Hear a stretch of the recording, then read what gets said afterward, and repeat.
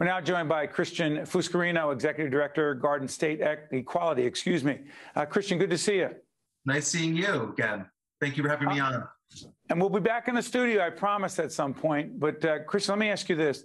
The LGBTQ plus community, disproportionately affected, impacted by COVID as we tape in the middle of May? Yes, the LGBTQ community has been hit hard by COVID, both from a mental health perspective and from a health disparities perspective. Any community that has health disparities had a harder year this past year than the general population. And that's saying a lot because everybody had a very difficult year. But for those who have a less likely chance to have a primary care physician, this was a very difficult year. And we know from studies that came out of California that LGBTQ people, non-white LGBTQ people were twice as likely to test positive for COVID. By the way, as we put up your website, I did not give you a chance to describe what Garden State Equality is. Tell everyone. Sure. Garden State Equality is New Jersey's largest LGBTQ organization. We serve the community in all 21 counties. We're in high schools, middle schools, hospital systems, workplaces, ensuring that there's lived equality, because we've done a great job getting equality in the law, but there's still so much to do so that people can experience that equality in their everyday lives. You know, the term social determinants of health is used a lot. We have healthcare leaders, hospital executives who talk about it a lot. What does it mean to you, and how does it relate to the constituency you're most concerned about? Well, for the LGBTQ community, there are a lot of specific health services that are needed. And for a long time, people needed to travel into New York City or Philadelphia out of New Jersey just to find those basic care and resources. Thanks to the folks at RWJ Barnabas, there's been a lot of strides in the state to make sure that we offer these services within our state's borders so that people don't need to travel outside. And that's been wonderful. So in Somerset, they've opened up the first full service LGBTQ health clinic. In Asbury Park, we now have an FQHC that serves the LGBTQ community. And those service providers are growing so that way, you know, regardless of what county you live in, you can drive within 30 minutes and find some basic care and resources that are important to you. Okay. Talk about different ways that people are affected. Christian, by the way, you mentioned RWJ Barnabas Health, a significant supporter of public broadcasting, to disclose that. Christian, this is an interesting question on homelessness. How does homelessness play into the LGBTQ community and COVID? 40% of homeless youth identify as LGBTQ. That's a wait a minute, 40%? 40% of homeless youth identify as LGBTQ. That's, you know, any given year. It's the highest rate of youth is from the LGBTQ community. Unfortunately, this last year, young people who are from homes that are not supportive and loving saw themselves homeless. It's devastating to see this happen. And the problem is because for a lot of young people, they go to school, and school can be their safe place. You know, LGBTQ youth face, unfortunately, some of the highest rates of bullying in school. But for those who are coming from homes that are not loving and supportive, school is that way out.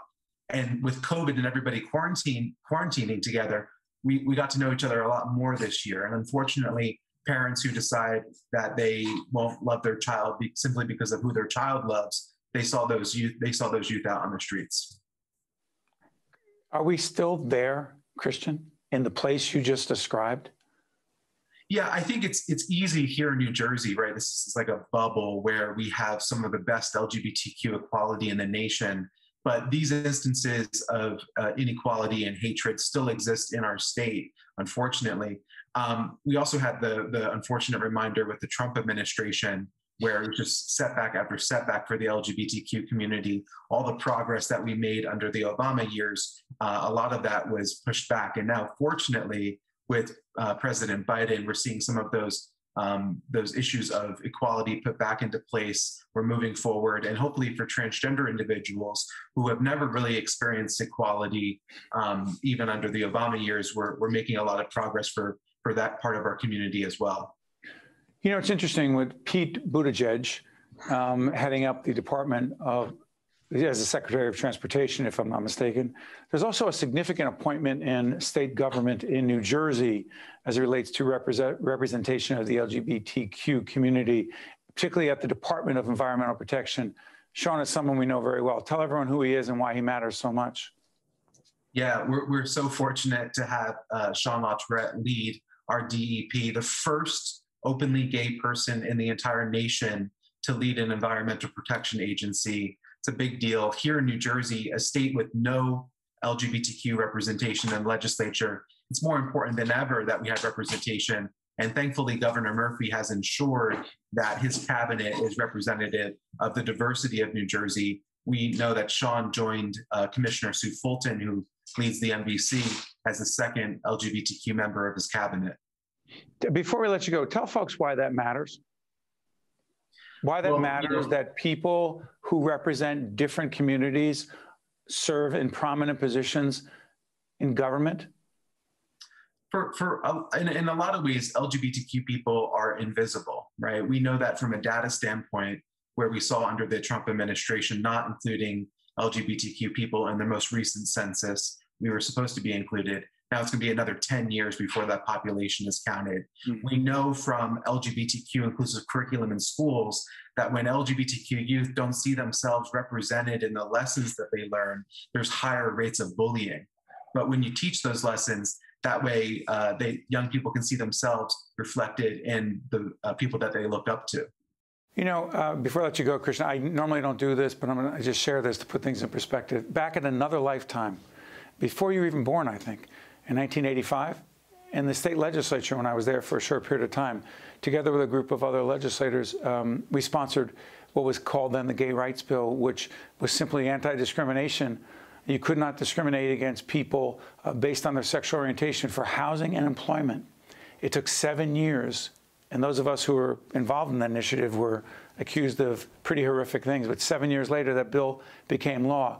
The reason I mention it is, while we still have serious problems and challenges, we've made real progress. We have made tremendous progress, and it's a large thanks to those who have paved the way. So thank you for your advocacy there. Unfortunately, we still shouldn't have been so difficult, but go ahead. We still have nearly 30 states in the nation where LGBTQ people aren't protected and can be fired simply because of who they love or how they identify. And so that's why it's so important to pass the Equality Act. We have a lot of national and global companies headquartered here in New Jersey, and their employees here might be safeguarded and protected, and yet in other states they're not. Yeah, we think we've made progress. We still have such a long way to go. Christian, thank you so much for joining us. Thanks for having me on. Be well. You got it. I'm Steve Adubato. Stay with us. We'll be right back.